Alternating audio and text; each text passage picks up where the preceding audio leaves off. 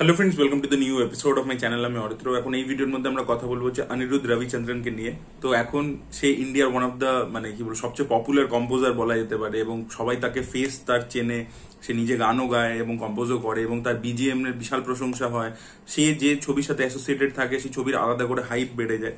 তো তাকে নিয়ে আজকে আমরা এই ভিডিওর মধ্যে কথা বলবো। এবার আমি ভিডিওটা শুরু করার আগে কয়েকটা কথা বলে দিই যে যদি ধরুন এটা 90s হতো, এখন আমরা ধরুন 1995 কি 6 এ বসে আছি, এবং আপনাদেরকে আমি একটা ভিডিওর মধ্যে বলতাম, তখন তো ইউটিউব ছিল না, ধরুন টেলিভিশনে আমি একটা ভিডিওর মধ্যে বলতাম যে আনু মালিক না বেশি দিন চলবে না, তো সবাই গালাগালি দিত, কারণ আনু মালিকের ওইটা টাইম ছিল। আনু মালিক যা ছবি হাত দিচ্ছিল সেটারই গান সুপারহিট হতো। যদি ধরুন এটা 2001 হতো বা 2002 ওই সময় হতো, আর আমি বলতাম যে সঞ্জয় গুপ্তা না বেশি দিন চলবে না, কারণ সঞ্জয় গুপ্তা মনে হচ্ছে না লম্বা রেসের ঘোড়া, তো তখন সবাই আমাকে গালাগালি দিত, কারণ রিসেন্টলি কাঁটে রিলিজ করেছিল এবং হিট হয়ে গেছিল। তো এখান থেকে আমরা কি বুঝতে পারছি যে যখন যার টাইম চলে সেই মুহূর্তে দাঁড়িয়ে আপনি যদি অ্যানালিসিস করে বলেন যে তার ভুলটা কি হচ্ছে, বা সে কেন বেশি দিন চলবে না, বা তার একটা মানে মানে এভারগ্রিন একটা কেরিয়ার হবে না, বা একটা ক্লাসিক বা লেজেন্ড সে হবে না, এই কথাগুলো আপনি যদি তার সময় যখন চলছে তখন যদি আপনি বলেন, তখন কিন্তু লোকে সেটা বিশ্বাস করবে না এবং উল্টে আপনাকে গালাগালি দেবে। যদি ধরুন না এটা 2011-12 সাল হতো আর আমি বলতাম যে বাংলা যে রিমেক ছবিগুলো করছে হিরোরা, সেগুলো একটা টাইমে না আর একদম হবে না এবং চলবেও না, তো তখন লোকে আমাকে গালাগালি দিত। কিন্তু দেখুন সেই কথাটা পরবর্তীতে সত্যিই হলো। ইভেন যখন আমরা 2018-19-এও বলতাম, তখনও লোকে গালাগাল দিত যে রিমেক করছে তো কি প্রবলেম হয়েছে। কিন্তু দেখুন আজকে কি অবস্থা, রিমেক বন্ধ করতে বাধ্য হয়েছে, এবং বলিউড ক্ষেত্রেও সেটা হয়েছে।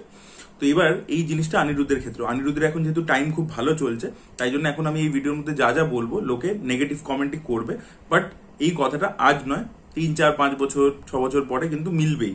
এইটুকু আপনাদেরকে বলে দিচ্ছি, তার কারণগুলো বলবো ধীরে ধীরে।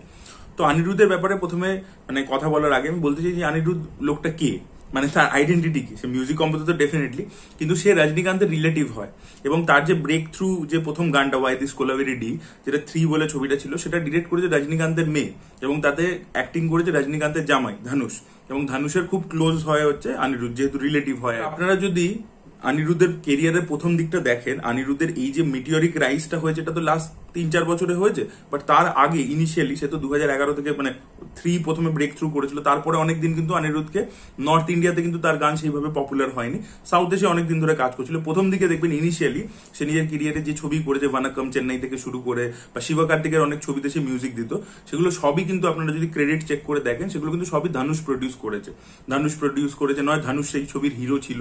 দেখবেন ইনিশিয়ালি যত কাজ করেছে সেগুলো সবই ধানুষ অ্যাসোসিয়েটেড ছিল। তো ধানুষ কিন্তু ওকে বিশাল বড় চান্স করে দিয়েছে।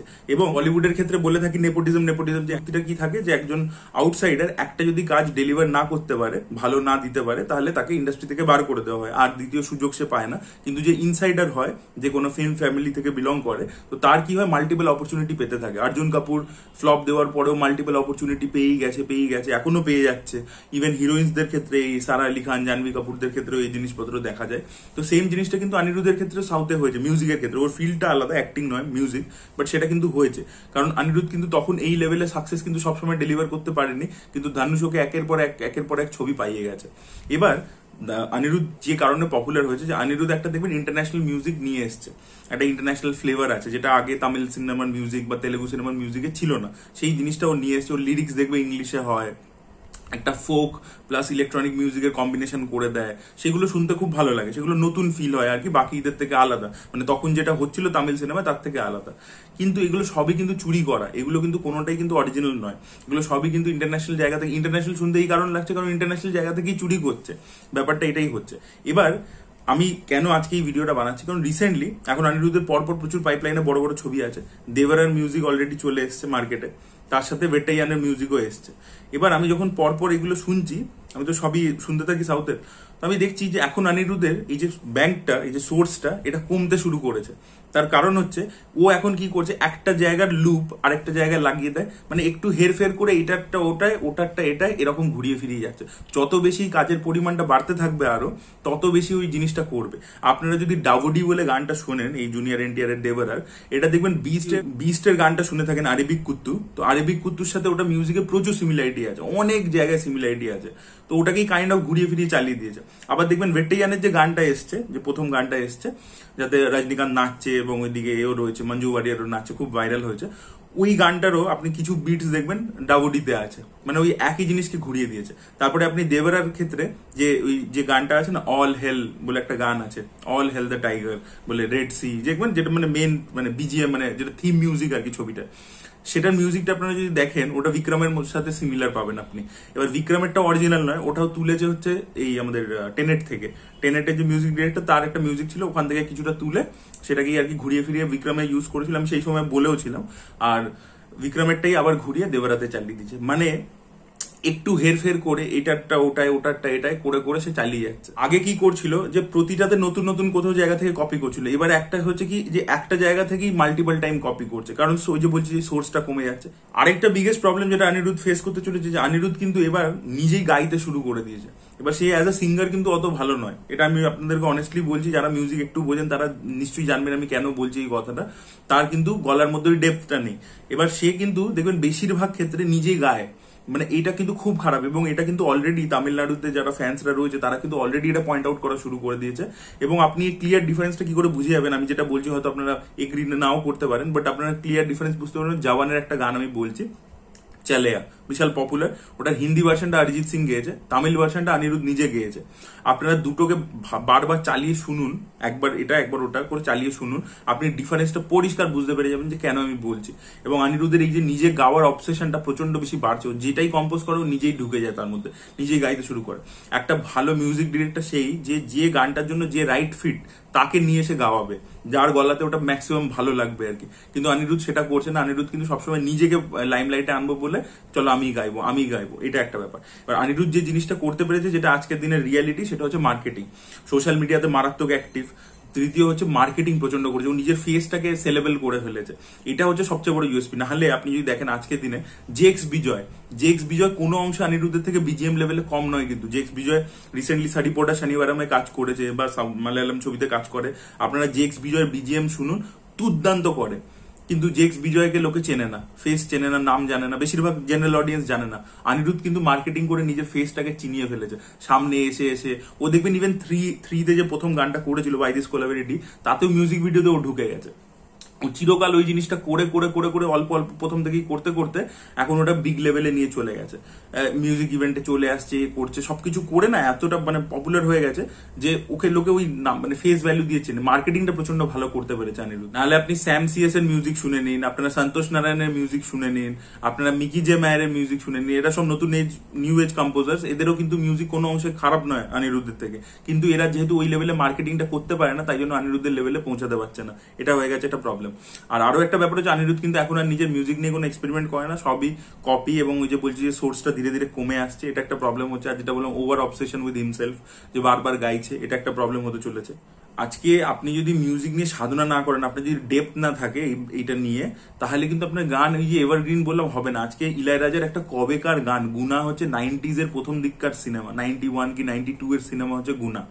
সেই গুনার যে গান কনমনি আনবড়ু কাদলন, ওই গানটা আজকে পপুলার হচ্ছে।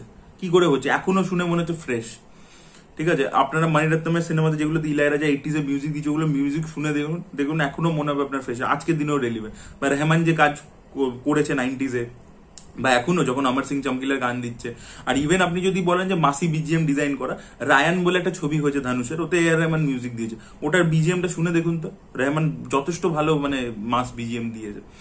রহমান একটু ক্লাসি জিনিসপত্র বেশি করে, বাট আপনারা যদি দেখেন ওয়াটার বটল বলে একটা গান বিশাল পপুলার হয়েছে, ওটাও খুব ভাইরাল হয়েছে, এই সন্দীপ কিষান আর অপর্ণা বালামুরলি ছিল, তো ওই গানটাও তো রহমানের কম্পোজ করা। তারপরে ওই ছবির মধ্যে আরো একটা গান আছে যেটা আর কি ওই ধানুষার নিজের ওর বোন নাচে আর কি ক্লাইম্যাক্সের দিকে, ওই যেখানে পুরো মেলাটার মতো হতে থাকে, ওই গানটা তো মারাত্মক ভাইরাল হয়েছে, ওইটাও তো রহমানে করেছে। ডেপথ দেখুন তো, ধানুষকে দিয়ে গাইয়েছে, মানে মিউজিকটার মধ্যে আপনি বুঝতে পারেন, ফিল করতে পারেন, এই মিউজিকগুলো থেকে যাবে, এগুলো লঞ্জিভিটি আছে। বা ইভেন হ্যারিস জয়রাজ এখন অতটা পপুলার নয়, কিন্তু হ্যারিস জয়রাজ কিন্তু যখন শুরু করেছিল রেহনা তেরে দিল মের অরিজিনাল মিন্নালে দিয়ে, যেটা তামিল ভার্সনটা ছিল, হ্যারিস জয়রাজের মিউজিক আপনি শুনে দেখুন, মানে মিন্নালের মিউজিক আজও আপনি কানে শুনুন, রেহনা তেরে দিল মের যে মিউজিক, কি ভালো মিউজিক মানে।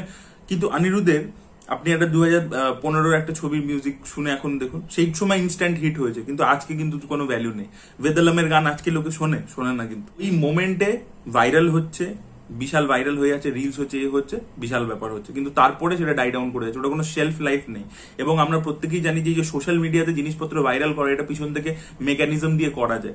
এই বাচ্চা টাচ্চারা তো অলরেডি এসে বলেইছে যে আমরা বিভিন্ন জায়গায় টাকা পয়সা দিয়ে ভিউজ বাড়িয়েছি, এই করেছি। এই জিনিসপত্র তো ওপেন সিক্রেট, এটা নতুন কিছু নয়। তো ইনস্ট্যান্ট হিট হওয়াটা কিন্তু পুরোটাই টাকা পয়সা মেকানিজমের হাতে হয়ে গেছে, এবং মার্কেটিংটা পার্শিয়ালি মার্কেটিং সেটার উপর দাঁড়িয়ে আছে। সেটা কিন্তু পিওর ট্যালেন্ট এবং আর্টিস্টিক কোয়ালিটির ওপর কিন্তু দাঁড়িয়ে নেই।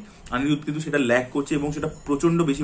দেখুন অনিরুদ্ধ যেটা করতে পারে, যে খুব সুন্দর করে অ্যারেঞ্জ করে এই মিক্স ম্যাচটা করতে পারে, মিক্স ম্যাচটা করে একটা সুন্দর কিছু নতুন বানাতে পারে। কিন্তু যেহেতু ও এত বেশি এখন কাজ করতে শুরু করেছে, এবং যেহেতু মানে কি হচ্ছে কি এবার মানে জিনিসটা রিপিটেটিভ হয়ে যাচ্ছে, প্রচন্ড বেশি রিপিটেটিভ হয়ে যাচ্ছে। আর যেটা বললাম যে সেলফ অবসেশন, নিজে গাইবো, এটা একটা প্রবলেম হয়ে যাচ্ছে। তো এটা আমার মনে হয় যে অনিরুদ্ধ আর 3-4 বছর পরে কিন্তু এই যে এখন আমরা অনিরুদ্ধকে নিয়ে এত নাচানাচি করছি, ইভেন ইনক্লুডিং মি, আমারও খুবই ভালো লাগে, কিন্তু সেটা 4-5 বছর পরে আর থাকবে না। এটা আমি রিসেন্ট যে মিউজিকের কাজকর্ম দেখে আমার মনে হচ্ছে এটা। আপনাদের মতামত অবশ্যই কমেন্ট সেকশনে জানাবেন। আমি জানি বেশিরভাগ লোকে গালাগালি দেবে, but it's okay. So that was it. Thank you so much, by.